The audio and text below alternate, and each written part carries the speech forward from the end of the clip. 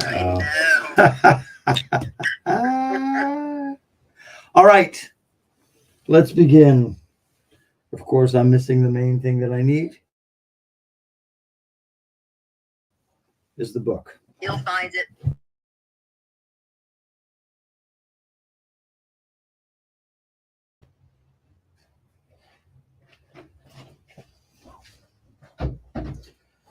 Okay, here we go. Part two. Part two of The Lost Princess, Rabbi Nachman's famous story. Here we are. Part two of The Lost Princess, Rabbi Nachman's famous story. Story number one of all of his classic stories. Of course, he told stories. He said, okay, the nations tell stories to their kids to put them to sleep. He says, tell stories to wake them up. And definitely this story is the wake up story. Just to recap on this, okay, of course, there was a king who had 6 sons and 1 daughter, and he loved this daughter very much. He would go on nice strolls with her. And then, of course, in a fit of rage, anger, or whatever have you, he said, may the no good take you away.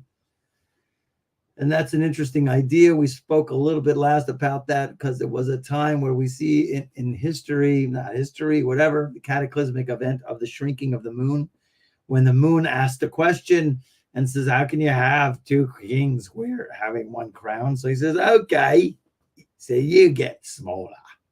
So he shrunk the moon, kind of like, was that the optimal reaction of the creator of the heavens and the earth? Of course, he had a agenda in mind. There's always Hashem's agenda.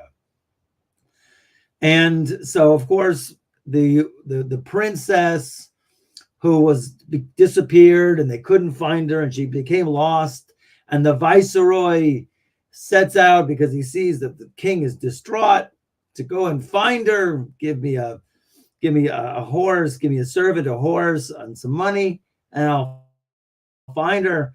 And we spoke a little bit about what does it mean. And in general, of course, we are the viceroy. Either you can look at it as the Jewish people in general, or you can look at it even specifically, each individual is the viceroy. And the princess, the lost princess, we're going to give the general idea is the Shekhinah. Meaning we're in search of the Shekhinah. I saw interesting that another place where Rabbi Kaplan was saying the Shekhinah is the root of our soul. Sorry, I got choked up about that. Soul. Meaning, we have different layers of soul. That is brought down in Kabbalah. And then you have Ruach, and then you'll have Neshama. Then you'll have Chaya and Yechida, which cannot even be encompassed in a body. And so the root of those souls comes from such a high place, the throne of glory, the Kisei, Olam HaKisei, world of Bria, higher than the angels we come from. And so the lost princess in one idea is that we're trying to look for the root of the connection of the root of our soul. So that was in one idea. But of course, we had 8 other ideas. And of course, they could change. One is Emunah, which means your level of connection. It can also be humanity's level of connection. Okay, the feminine principle, Malchut, the lowest of the 10 Sfirot, prayer, Eretz Yisrael, the holy land of Israel, soulmate, it as man's ability to experience the divine. And of course, we have a potential of how mankind in general as a creation is supposed to experience the divine. And I think that we could suffice it for all of that. Well, all of us should agree that it's not happening now. Okay. There's a lot of suffering in the world. So in any case, we know that he does find her. And we'd read basically this story is divided into 2 parts. And I think I read the last part last week, the first part last week. And the first part, of course, went that he traveled away for a long time, starting on page 37. I'm just going to recap real quickly that he traveled for a long time. He saw his path to the side. He says, I've been everywhere else. Might as well try this path to the side. He tries it. He goes. He finds this castle, beautiful castle, soldiers all around the castle. And he's looking from it in a distance and he's going, what's going on there? This is a place I haven't been to. I haven't seen this place before. I got to check it out. But there's guards. Oy vey. No, I'm just going to listen. I'm going to walk right straight through and see if they stop me. Of course, he goes all around. He goes in. Nobody stops him. Nobody asks him, hello, can I help you? Not one. They let him walk around freely here and there. And then he goes into this big hall and he sees there's food there. And he eats some of the food and he decides, I'm going to lie down here and just see what happens. It's an interesting whole scenario as we're going to examine this. And then, of course, there's a king sitting on the throne and he calls for the queen and they go and they bring the queen and there's music playing and they bring the queen who sits next to the king. Different king, not our king, not the king of the lost princess. And he sees the queen and the queen is the lost princess. Now, like I say, the story is like you have questions and we could please feel free to ask questions. That she recognizes him and she gets up and she goes over to him. She touches him and she says, do I know you? And the viceroy says, yeah, you're the lost princess. And I'm here on a mission to bring you back. How do I get you out of here? And so she says, well, this is how you get me out. I'm just, paraphrasing the story, right? He says, the only way it's impossible to get me out unless you go someplace for a year. You could be busy with a job or whatever you do. But anytime you have a free moment, you have to yearn. You have to long to get me out. And then after a year, you've been away for a year, you have to be careful not to eat and not to sleep on that day. And then you'll be able to come and you'll be able to get me out. First of all, just to backtrack, a little bit, what is this place? Where the lost princess is. So that place is the place of evil. And it's an interesting dynamic how we get a little sense of what the evil and what evil is about. And in this sense, of course, no questions. It's open. It's completely free. There's nobody stopping you, nobody arguing with you, nobody telling you what to do. So in any case, the Shekhinah, and we have to think about it, is in the place of evil. And so he basically goes away for a year, and a year passes, and he's on his way back to go and finally rescue the princess and bring her back to her father. And of course, what does he do? He sees these apples, and he takes a bite of the apple and he eats it, and he falls asleep for several years. And he wakes up and he goes, where am I in the world?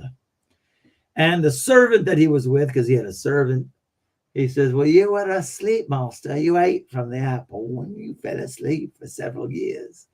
Oh my gosh, I can't believe it. I almost rescued her. It was Mamish the one day to rescue her. Can't believe it. So he went and saw her again. She was accessible.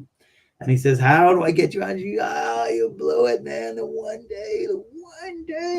But the evil inclination is very strong that one day.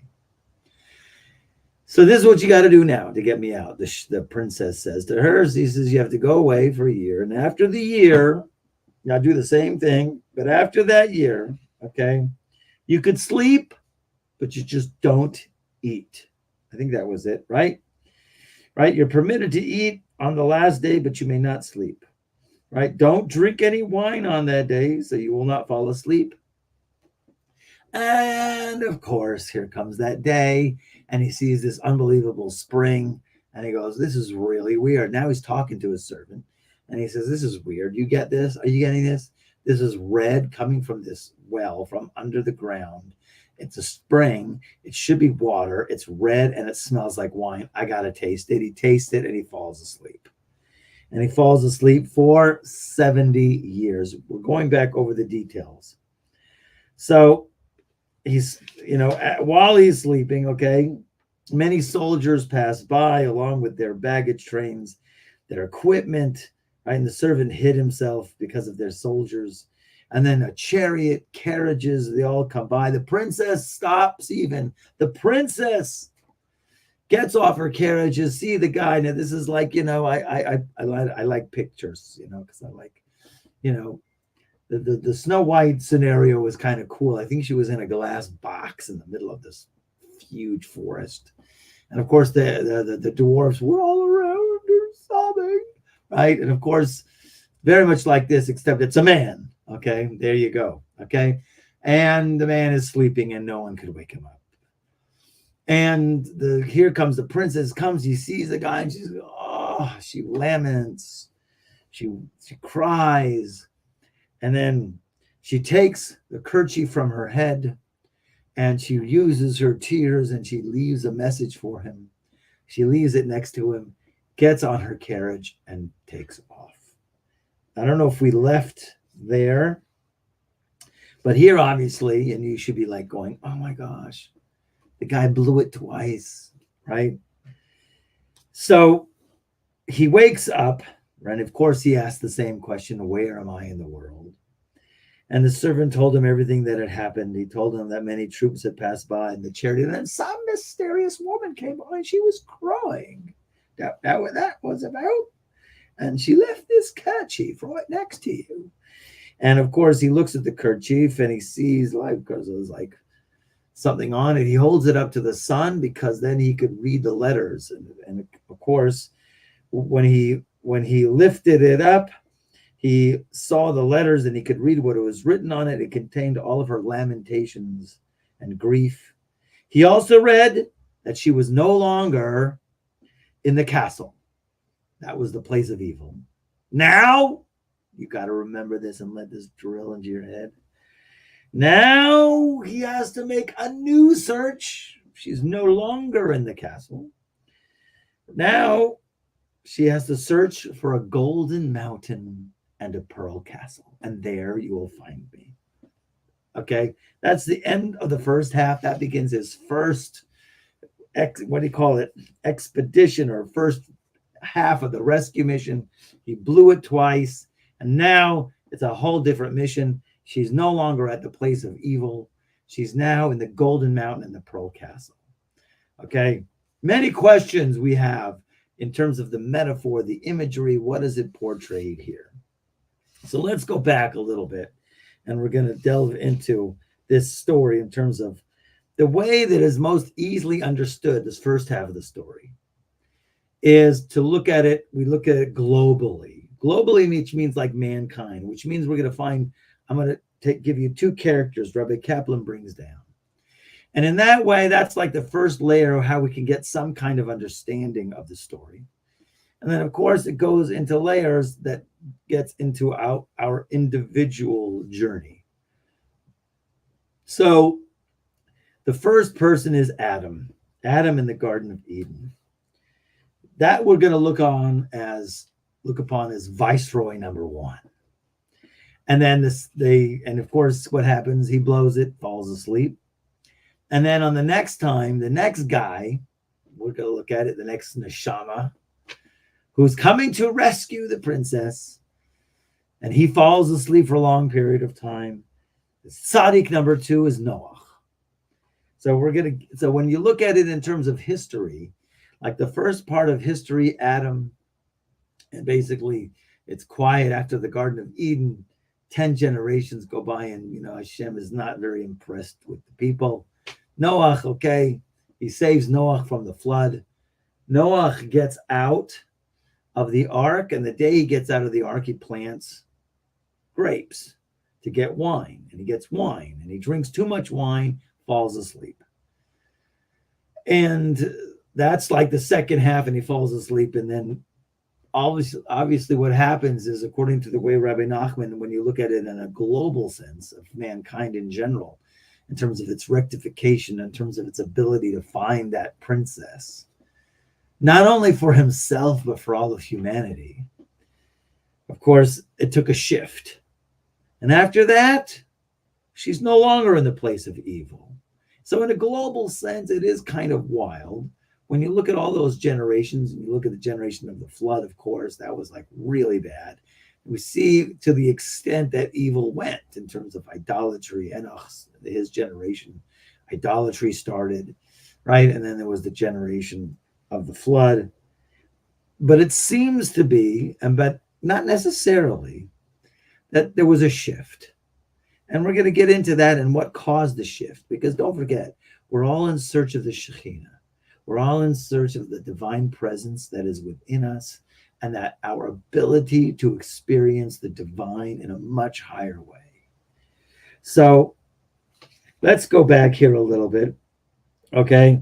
And I think we're going to be on page 40, okay? Because it's important to get these facts, and these are ideas, actually, in terms of even understanding the shift of where the Shekhinah is now. Okay, let me just open it up here on page 40. So she says, when he finally meets her, going back, when he finally meets her and he says, how do I get you out of here? Right? So he said, let me just get into the page here, 35, right? So when he gets to her finally, and he says, how do I get you out of her? Get you out of her. How do I get you out of her? It is impossible to get me out unless you choose yourself a place. And what does that mean, to choose yourself a place? Let's look at it specifically now. And remain there for an entire year. And it's not a literal year. All that year you must long to get me out. I was looking up the book and I couldn't find it. I have Rabbi Arosh's book. I had 2 copies, actually, by the way.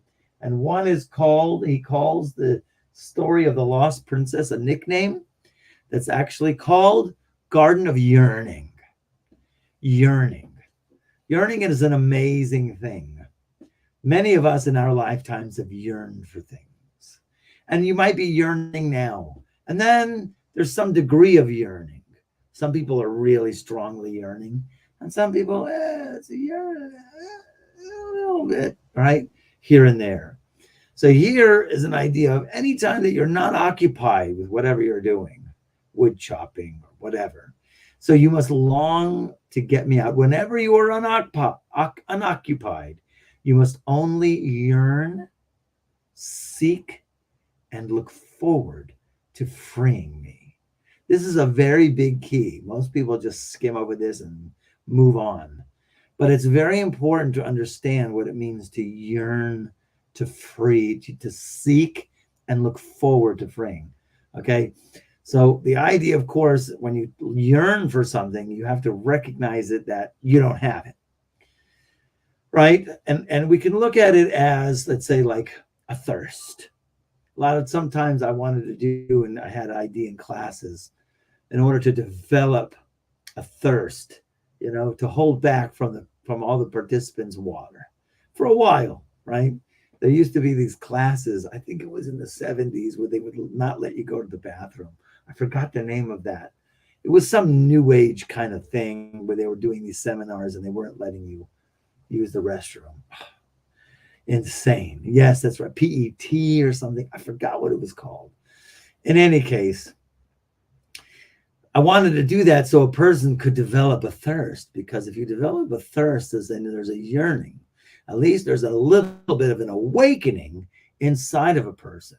So yearning is something that I feel needs to be developed, because I remember my youth, and I'm trying to get back to that energy of yearning. When I was in my youth, I wasn't raised religious, and then I became into religious. I was in the yeshiva, and I was on fire. Now, I want to get that fire again. I don't have as much of that fire that I used to have.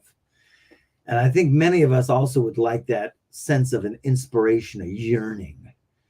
So here is an idea, or a petach, at least, to start asking the question of what does it mean to yearn for the Shekhinah. And by the way, all of the sages, all of the prayers, all of the holy rabbis, every single thing that they are involved with is freeing the Shekhinah, repairing, fixing the Shekhinah. Okay. So anyways, just to look here in the footnotes there on page 40. Okay. This is an interesting thing that he says here. And it is a step towards developing spirituality in a person. And the first step in developing spirituality in a person would be to choose yourself a place, which means in order to free the Shekhinah from the realm of evil, a Jew must choose himself a place and sit there each day. Whenever you have time. In other words, do you have a special place in your house, a corner, a room? Some people I know it's in the closet. Yeah, I do. No, I do. I know a guy like that. He must seek her and look forward to freeing her. But really what it is a place of just a meditation, just a place to get your thoughts a little bit. It could be outside in your balcony. It could be who knows where. You have a seat. You have a little quiet seat. And that's really the place where spiritual development can start, is if you have a place. Avram Avinu used to have a place where he would pray. That was his place. Makom is a heavy thing. Okay? Now, when she told him you have to remain there for an entire year or sit there, he says, right? It cannot be in an actual year, right? Why? Because since the first test is a manifestation of Adam, we're going now into the global sense. And Adam ate from the tree of knowledge on the day that he was created. So what are you talking about, a year? He ate and he fell asleep. All mankind went asleep. The Kutzker Rebbe says that when he put Adam to sleep to make Eve, he never woke him up. There's no verse that says he woke him up. Adam has been asleep. He probably ate from the tree of knowledge while he was sleeping, right? And just to jump forward, cut to the chase, right? Shira Malos, Beshuv Hashem as Shivas Sion. When Hashem will return us to Zion, we would have been like dreamers. Okay, so we're gonna go, oh my gosh, that was just a dream, like your whole lifetime. Oh, it seems so real, man. Okay, you ever had a dream where it's like, I really thought I was, even in the dream I was having, I was going, gosh, I wish it was a dream, but this is so real. And then I wake up from it. I'm like going, thank God that was a dream. Okay, I have had that. Okay, so in any case, it doesn't literally mean a year. However, as we shall see, a year also denotes the understanding, as we see. This is a big point here. Understanding one of the 70 aspects of the Torah.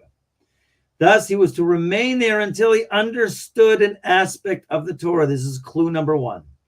In other words, we know that there are 70 faces of the Torah, 70 different levels of understanding. Really, there's 600,000, but we won't go there for now. 70 aspects of the Torah. If he gets one of them, that's called an awakening, okay? Or that's the step that you can now take to free the princess, to free mankind, to rescue mankind. Thus, he was to remain there until he understood an aspect of the Torah. Adam understood an aspect of the Torah on the day he was created. Therefore, he was able to name the animals, right? He was aware enough of the essence of the Torah to give the animals names. That would be appropriate for the Torah, like Kalev is call lave, two words together. Kelev is a dog, call lave is all your heart. Like you saw the essence into all of these animals. He called the elephant, it was called Peel. Peyud Lamed is Peel, which means wonder. It's a wondrous creature, if you think about it, right? All these kind of things he was able to name, but that was more like I was always thinking that was more like an intuition that he had. He did have wisdom, but necessarily understanding the seven and a question here rings is it doesn't seem to be coming in order, because when he ate from the tree of knowledge, that's when he fell asleep. So if he's getting that, maybe he's working his way up as he's around in the Garden of Eden, and he's getting that knowledge until he ate from the tree of knowledge, and then everything fell to what. And then you must long. The way to free the Shekhinah is to yearn constantly for her, right? And this was King David's task. He constantly yearned. My soul thirsts for God. We say it all the time in Tehillim, right? Sama lecha nafshi. My soul thirsts for you, right? Sama lecha nafshi. So we have all these different ideas that we have to try to work to embody. Sometimes I feel that we're just so distracted. And you want to tell, I'll cut just to cut to the chase. The reality is we're sleeping now. Yes, we are. We are seriously sleeping. Maybe there have been times in history where we were awake, but this time, right now, and the Mashiach is definitely getting closer, because we see the world is like falling apart as we speak. Minute by minute, we hear one incredible, bombastic thing after another. All right, right. So the thing is, it's rolling, it's in motion, and it seems to be snowballing. That's my impression of just what's going on right now. So the yearning is a huge thing, to long, because it's an important thing in every single thing that we learn in Kabbalah study. There's two things really that build a vessel. One is longing. Longing is to yearning because you get clarity. When a person is dating and they're single, they go on many dates. They want to get married. They want the right person, and they see this person and not quite right. You see, they meet this, and you've been dating maybe for a while, but with each person, there's a greater clarity that comes out from that. And then with that clarity also comes the more longing, because then you're more clear on what it is that you want. And we're going to get that. But this is just the tip of the iceberg. The idea here is to wake up in the morning and have this just longing desire to hang out with God. Because, bottom line, biggest picture ever, most awakening idea ever, is how much God really wants to hang out with you. And we don't even realize that. We are so sleeping. We are so in the dark. We're so busy running our errands, right? From this to that, to the post office, to the bank. Then I go shopping, and then I did, and then right? And then, the idea really here is every single thing that we're really after is an incredible connection to the divine, an incredible feeling of closeness with God. And, we are in the process of developing that right now. So it's already in motion. And it all has to do with the one word of Emunah. But here's the idea of actually yearning. Okay, so the idea that she did say about fasting, if you didn't read the footnote, the end of that footnote, just to paraphrase, is we really don't fast anymore. Okay, fasting is very difficult, and we don't focus much, and we get irritable. The Baal Shem Tov kind of like took fasting and just put it on a different table altogether in terms of, let's say, what our avoda should be. It was a way that people then could go ahead, and it works for a lot of people who need it for their own correction, but it can't be imposed on people, and a person should not feel that he needs to fast unless he so wills it, and he should go and consult a rabbi before doing that. That was told to me. A person shouldn't just hot dog it, because these days we're just so weak and we can't really do it. So, so he says the main thing here in the end of the footnote is to maintain desire. Maintain desire. Okay. So in any case, I'm not going to get into the fact of why he was told to fast, because he ate when he was in the place of darkness. It requires a lot of thought, but I want to move on in the story. So on the last day of the year, just to go on, right? And here, what is this last day of the year? So that is when the new level of understanding is complete. In other words, if you gain an understanding, and that's in your personal life,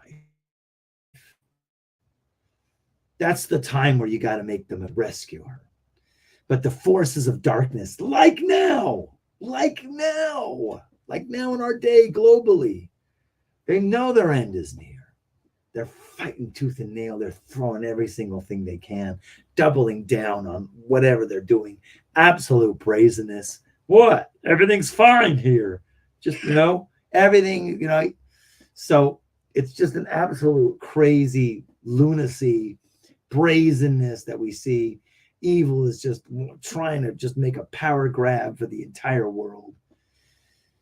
So, let's just go back here. Anytime that you have a grasp in terms of your learning in Torah, because don't forget to look at it in the sense of now, he looked at it at Adam, and when Adam had a new insight, level of understanding Torah, so then he could have freed the princess and moved all of reality on, but he ate from the tree of knowledge of good and evil. Weird thing that he quotes apple. It says in the footnote, there's no explanation why he chose apple. Apple was not the tree of knowledge of good and evil. And that maybe could be why, because he wanted to make it general for specific, for us in terms of our understanding. So if you're learning Torah, engage in Torah, and you get an insight, that's where there's a great potential for you to free the world. That's right, you can redeem me, Rabbi, little old me. Yes. Every single person is putting it on. Rabbi Shimon Bar Yochai says you have to look at it. The world is on a scale. It's poised 50-50. 50 merits, 50 demerits. Somebody does something wrong. Oh, man, that's a bummer for the world. But if something does right, he sets off the scale this way, and glorious things happen. So our job is we have to look at the world like this all the time. One more action, one more mitzvah, one good deed, put it on the scale. Okay? So anytime you get that, you could do it. Don't exclude yourself. So that is when the new level of understanding is complete. This is Rosh Hashanah. This is bizarre how he gets into this. Rosh Hashanah is the holiday that comes when the new moon is seen. It's the only holiday on the first of the month. There's no other holidays on Rosh Chodesh because it's Rosh Chodesh. The month has disappeared. And as soon as they have witnesses that can see a sliver of the moon, that's the new moon, they go and they testify in front of the court, and the court then decrees it's a new moon. That's how it was supposed to be. So Rosh Hashanah is on the new moon. That's where it's starting to be seen, okay? As we know that the moon was reduced, there's the lost princess. You can look at the lost princess all the time. If you look at the sky, in a certain sense, at least it will remind you, the lost princess, that's right, I'm on a mission, right? So the moon was reduced in size as a result of the king's statement, may the no good take you away, okay, you be small. When the new moon is seen, the moon begins then to increase in size. And this is seen as the beginning of the rectification of Malchut, the sphere of Malchut. Right? It is written, seek God when he can be found. All right? Our sages say that this specific verse refers to Rosh Hashanah. So this is also the time that the Shekhinah can be found and freed. So Rosh Hashanah was also the day that Adam was created. So like all the things of Adam falling asleep, going into sleep, eating from the tree of knowledge of good and evil, that was like, boom, our scenario. And our scenario has now been reframed into the lost princess that we have to seek. The interesting thing is what I noticed how there's an energy in Rosh Hashanah that it's the moon is just starting to appear, and then it's in an increasing. I looked at it as like this is a wave, like kind of thing. So a person could either, you either surf, you either surf the wave because it's obviously it's an energy, or you fight. Okay, you can fight against it. Okay, either you surf or you fight. So the idea here is of Rosh Hashanah as being that day where he could have freed the lost princess, but of course he ate from the tree of knowledge. Right? On the last day, and this is what's important, the next footnote there on page 41. On the last day, the evil one makes it particularly difficult. The princess herself, she says to him, it is thus written, evil will come to you in the end of days. At the last minute, the forces of evil marshal all of their powers like we see today. It's an interesting... There's definitely interesting times that we are living in right now. And like many people and rabbis are saying that, we are actually, in a general sense, sleep mode. There's a level of, and sleep mode doesn't mean literally asleep, of course. It means a level of consciousness, okay? So you have to know, though, when you see the forces of evil that are fighting tooth and nail, it's their end, because otherwise they wouldn't be fighting so hard. So the other ideas is, of course, he saw the apple on the one day. This is the first time that he went to go and redeem her. But of course, he immediately fell asleep and he slept for a long time. Okay, so of course, we'd say a sleep is a loss of a higher state of consciousness. So this is brought down in Eitz Chaim, right?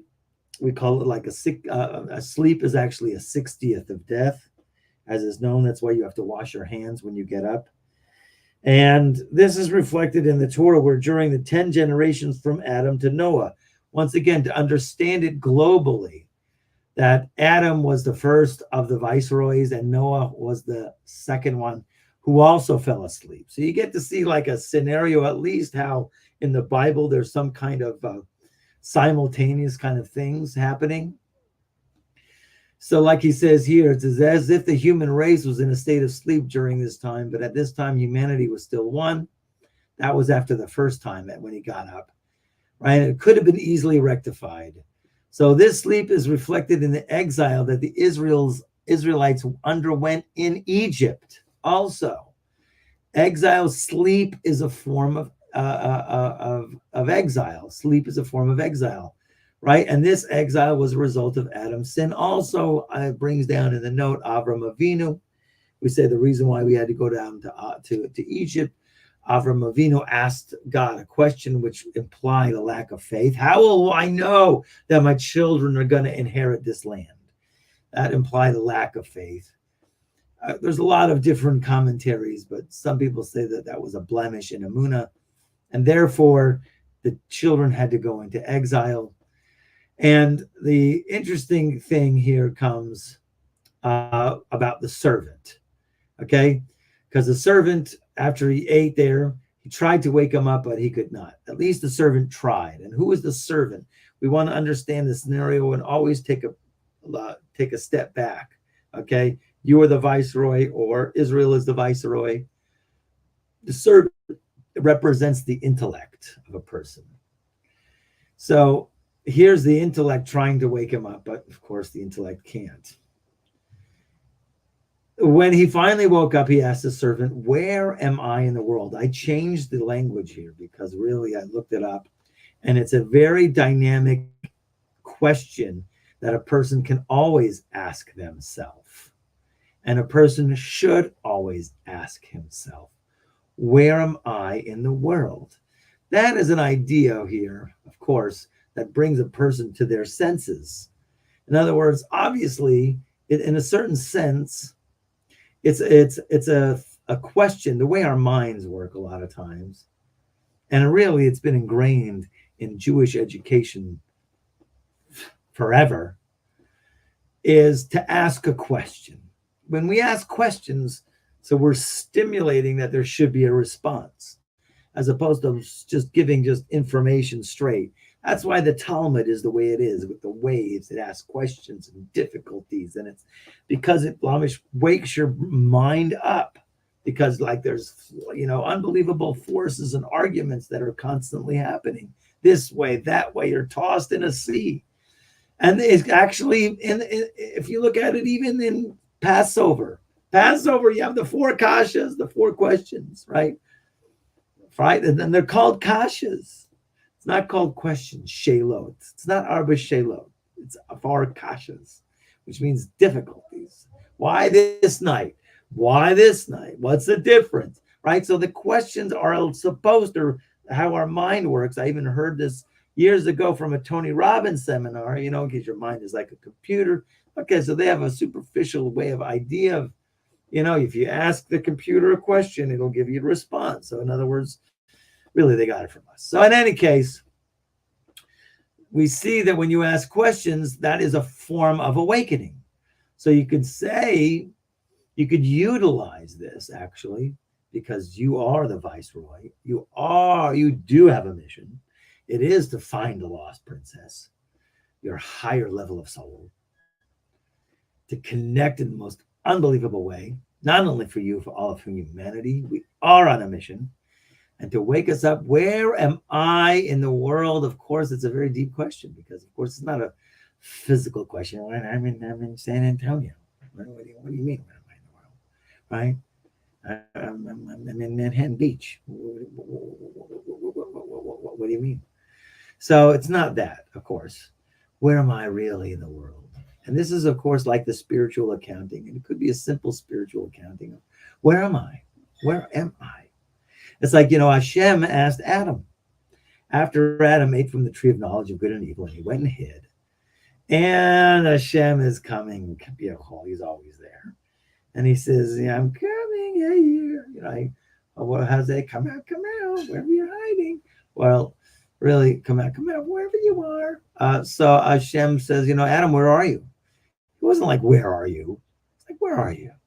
Where are you really holding? Do a real, honest self-analysis. So you find a little place in your house, your little chair that you have, quiet chair. You say, where am I in the world, really? Really, where am I in the world? And then you'll realize, holy smackers, I'm supposed to be doing something. Okay, so we'll see what answer comes if you focus on it, okay? So in any case, what happens, that's time number one. He woke up. He actually, his servant told him what had happened. You slept for a very long time, many years. And I served by eating this fruit. Okay, so then he goes to the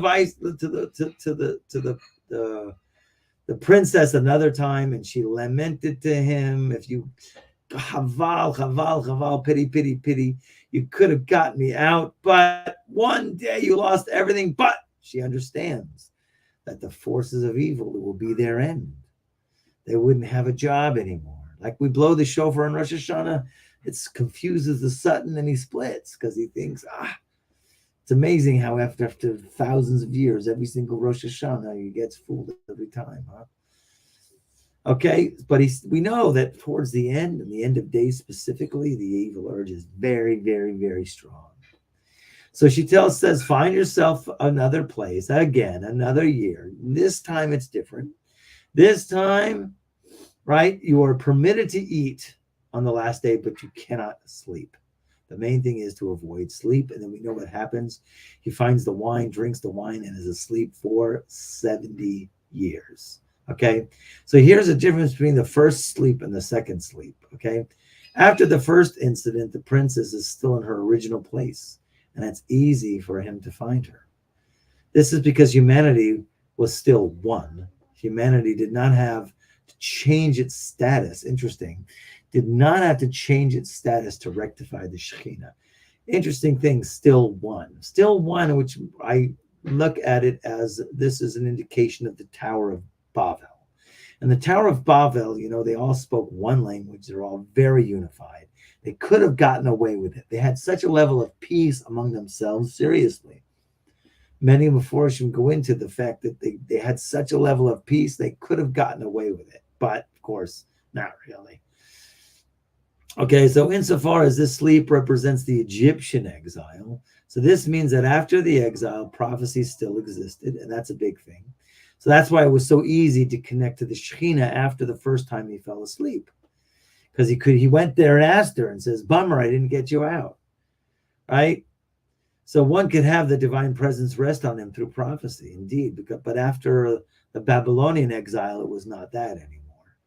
Right? So the idea here is permitted to eat because this time it's easier. It's supposed to be easier the second time. Main thing is to avoid sleep. In order to free the Shekhinah, one must be in a proper state of consciousness. Moreover, the forces of evil have power over a person when he sleeps, interestingly enough. Okay? And this is why you have to wash your hands when you wake up from sleep, because when nature abhors a vacuum, your soul leaves you. And of course, darkness comes in. And when your soul, original soul, comes back, it gets pushed off to the extremities, which is why. So here he is on the second try after the second year, and he's going on his way towards Malchut, and this is speaking of Noach now.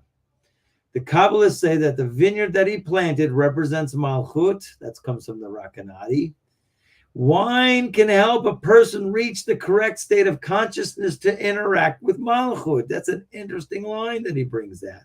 And also on Passover, you have to have the right amount of wine, not get drunk. Pesach is not about that, but it has to be a wine of joy. And when your person's in a state of joy, there's an ability to connect. There's a potential to connect. And this is what he says here, why you make Kiddush on Shabbos, but of course, misused, forbidden wine. That's the opposite or too much, right? So in case he sees the flowing spring, right? It should represent, he says, something to help him, but of course the evil urge has to disguise as if it's something good. And then he has a dialogue with his servant, which is interesting now, starts in this phase. He's actually communicating with his intellect. As he says here in the note, on the footnote on 43, the first time he simply ate the fruit because he desired it. That's taivas. Physical pleasures. Even from physical pleasures, a person still can connect. Like what happened with the first sleep. This time, he discussed it with his servant, and the servant indicates a certain level of intellect and logic. As soon as one begins to use formalistic reasoning, right, where something is forbidden is concerned, so then what happens? That started the downfall. In other words, a person starts to rationalize and uses his intellect when he wants something and he wants to pursue his desires.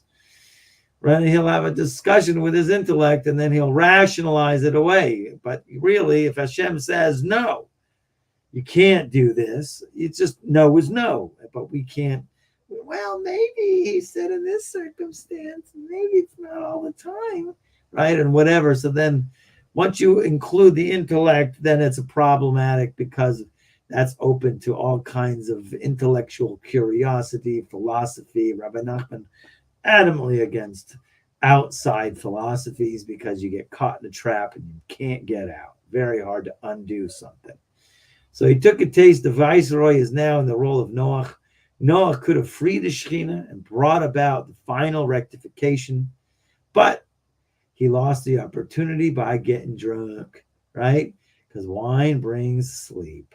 Okay, here he brings an interesting note here about the wine of Achashverosh, which is at the end of the 70 years. That was also a problem to drink that wine. So here, continuing in that footnote, though, it's very interesting because we always want to look at it as a global as well as a specific sense. Mankind thus fell in two ways. So we're getting a little history. Once through Adam and once through Noah. The will, right? I don't know. The Talmud says that one of the sages used to pray, Lord of the universe, we wish to do your will, but we're held back.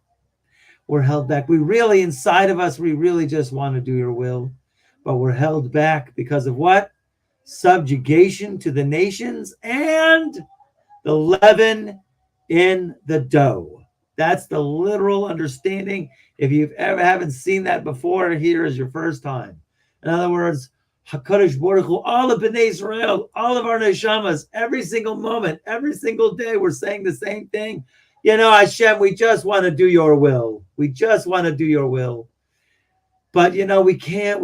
We're so obstructed because of the subjugation of the nations, you know, the harassment of all of the nations around us and the yeast in the dough, which means the evil inclination. Yeast in the dough is always referred to as the evil inclination, the evil urge. As like on Passover, we eat the matzah, which has no leaven in it. It has to be unleavened because leaven represents this ego, fluff, be something that you're not, right? A level of falsehood, all of that expansiveness. That's not necessarily true expansion. Those are the two obstructions. Okay? So the evil urge came about through Adam's sin because afterwards evil became internalized in man. Before Adam and the sin, the evil inclination was out there. It was the tree of knowledge of good and evil. It was not inside.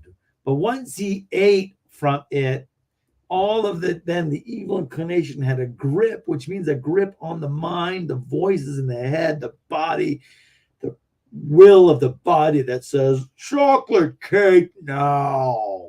Okay, right? This urge that comes from every molecule of your body, right? Give me this pleasure now. Okay, and that's a very loud, that's the yeast in the dough. And then there's the subjugation of nations. This is a really interesting way that we can understand it. Okay. So when Adam ate from the tree of knowledge, the evil inclination became internalized. The Midrash speaks of Adam as the dough, right? Dough of the world. Did you ever hear that before? The dough of the world. Okay. When God made man, he took a pinch of earth, like mud. He made mud and he took a pinch of the mud and then he made Adam from that speck of mud. Okay. He breathed a breath of the neshama. And the interesting thing is, though, that's why women, it's a big tikkun for women on Fridays to make a big amount of dough and to pinch the dough because they're rectifying the challah, man, that basically womankind, if I can say such a thing, screwed up. Okay. Oh, I can't believe it. Okay. He would say such a thing, right? Well, we all have to take responsibility. Baruch Hashem, Judaism is a religion that everybody takes responsibility. Nobody. We don't hide our mistakes. Tisha B'Av became because we hated each other and much more. Okay. So been in exile 2,000 years because we messed up and we know we did. Just to, so women messed up man. So that's why on Fridays they take a pinch of dough to rectify the challah of the earth, which God took a challah of the earth, and basically that's one thing. And anyway, subjugation to the kingdoms going on in the footnote there on the other hand came about from Noach's sin. Immediately after the account of Noach's drunkenness, the Torah speaks of how the world was split into 70 nations, right? And there's the 70 nations mentioned, and that is really the servitude of the nations, the thing that harasses us. So this is the second element that makes it more difficult to free the Shekhinah. Okay, so in other words, all of the sparks of Adam and subsequently Noach, that he could have rescued the princess, but of course he lost it. Went into the 70 nations, meaning the scattered, the sparks of Adam and all of his, what he was supposed to do, the law, the princess is now found among the 70 nations. And the Jewish people have to go there to bring back the princess. I think we're pretty close now. Okay. So it makes it more difficult to free the Shekhinah. Okay. 70 years I'm not going to get into. You have Chonia Magil. You have other cases where you have the 70 years was the exile of Babylon. Okay. Just the end there says Noah's sleep was considered to have been 70 years because it resulted in the world being divided into 70 nations. Didn't have to be that way. Okay. So thus it all led to the rise of secular wisdom, which draws a person away from the 70 faces of the Torah. Don't forget, the idea is to get the Torah insight and then rescue the lost princess, rescue the Shekhinah, get your higher level soul.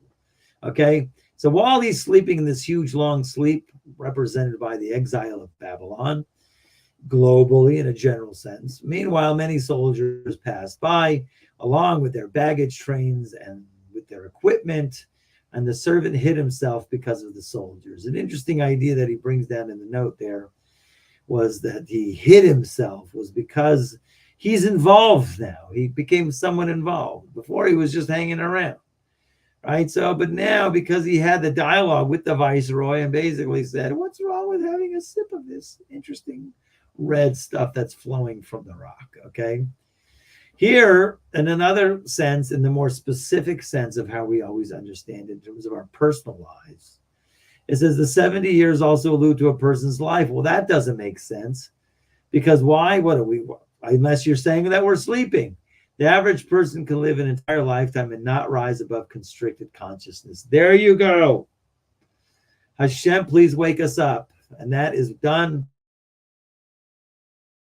with The done is yearning, of course, to connect to your higher self, but that, of course, a little bit hard. That's when you're awake.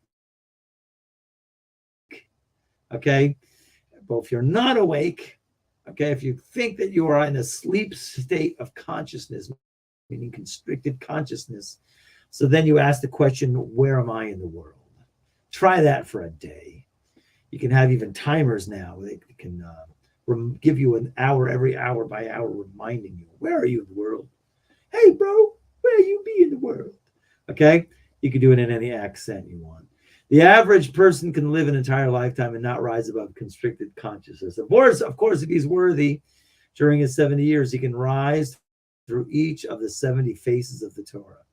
Here, so the 2 episodes therefore relate to the 2 main tests that a person has in his lifetime. The apple represents simple desire. That's like the first time you fell asleep. Simple desire. It doesn't have any really relevance in terms of, let's say, philosophical or intellect. A person can fall from his level of sleep because he succumbs to his desires, right? But he doesn't sleep 70 years. It's not so heavy.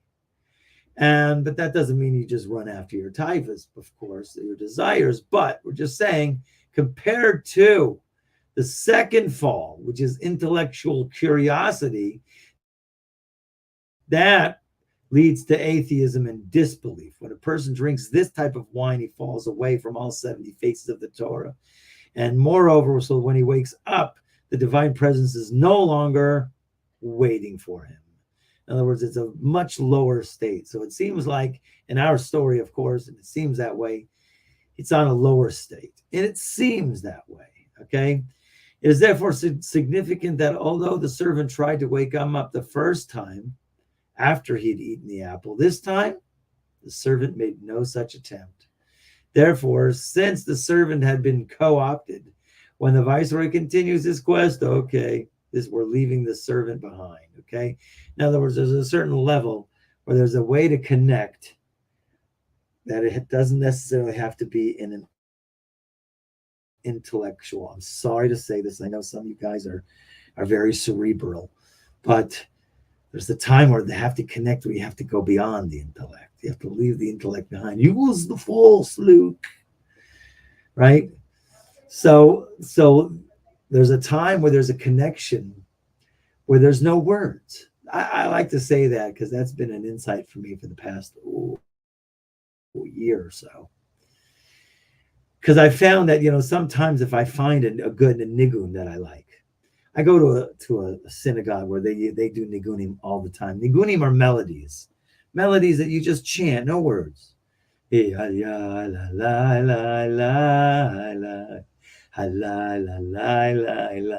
Whatever melody, you can find them. If not, if you need me to help source you, I got sources. Most of Shlomo Carlebach's nigunim, they do something for me. Okay, not other people's nigunim, but it seems to be. Ruba to Ruba, most of they all probably really do it for me, and I don't know how, and I can't explain it. But when you ever find a melody, any melody, something that it can lift you up into a higher level of consciousness. The Lubavitcher Rebbe said, I've said this before, I'll say it again. He says, words that we use when we express ourselves, that's the pen of the heart. Melody is the pen of the soul. So if you get involved in a melody, that is a way that here your soul is going to come and it's going to be able to connect and express itself. Try it. And when you have your place, here you go. It's like Viceroy training, right? Rescue the Princess training, 101 commando unit, okay? Find your spot. You got your chair or wherever it is you stand, someplace where you have in your house where you can sit for a minute quiet. Where in the world am I? And sing a melody, okay?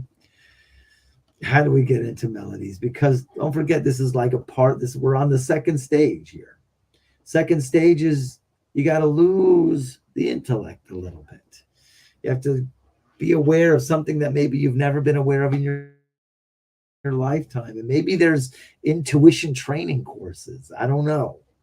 I find that, the Talmud is great with intuition. Would you believe it or not? To learn Talmud, you have